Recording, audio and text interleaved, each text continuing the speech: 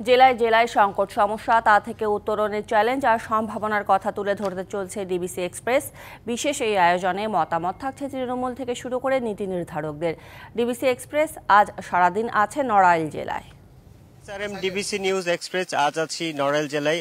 নড়াইলের যে জেলা হাসপাতাল, এইটি হচ্ছে এখানকার প্রাণকেন্দ্র, মূল চিকিৎসা কেন্দ্র এই জেলার নাগরিকদের। কিন্তু আমরা জানতে পারলাম যে এই হাসপাতালটি নিয়ে অনেক অভিযোগ, যে পরিমাণ ডাক্তার দরকার সেই পরিমাণ ডাক্তার নেই, অবকাঠামো এবং যন্ত্রাংশ নিয়ে নানান রকমের সমস্যা আছে। আমরা একটু এখানকার স্থানীয় মানুষের সাথে কথা বলবো যারা এখানে চিকিৎসা সেবা নেন।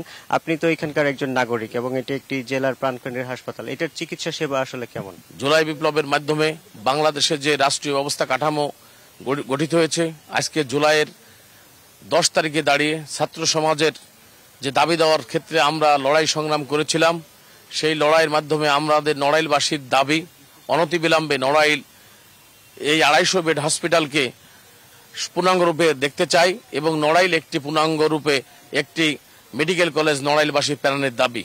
পাশাপাশি নড়াইলের মানুষ শিক্ষা খাতে অনেক পিছিয়ে আছে, সেই কারণে আমাদের নড়াইলের মানুষের দাবি একটি বিশ্ববিদ্যালয়। আমরা আরেকজনের সাথে একটু কথা বলবো। এই যে এই সংকটের মানে আপনাদের কি সমস্যা হয়? এই সংকটের কারণে আমাদের অপারেশনের সমস্যা হয়, জটিল যে রোগের জন্য আমরা চিকিৎসা নিতে আসে মানুষ, সেই চিকিৎসা আমরা নিতে পারি না। আমরা এখানে শিশুদের জন্য যে স্পেশাল একটা বিষয় আছে যে নবজাতকদের জন্য, সেই নবজাতকের জন্য পর্যাপ্ত ব্যবস্থা এখানে নাই।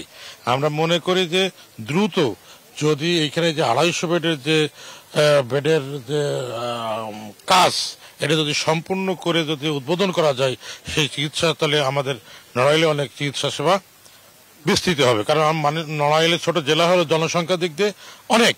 অসংখ্য ধন্যবাদ। আমরা শুনছিলাম আসলে নড়াইলবাসী এটি একটি ছোট জেলা, কিন্তু অনেক বেশি জনসংখ্যা আছে, কিন্তু সেই তুলনায় তাদের যে মৌলিক স্বাস্থ্য সেবা সেটি কিন্তু নিশ্চিত করতে পারেনি বিগত সময়ে যারা ক্ষমতায় ছিলেন বা দায়িত্বে ছিলেন।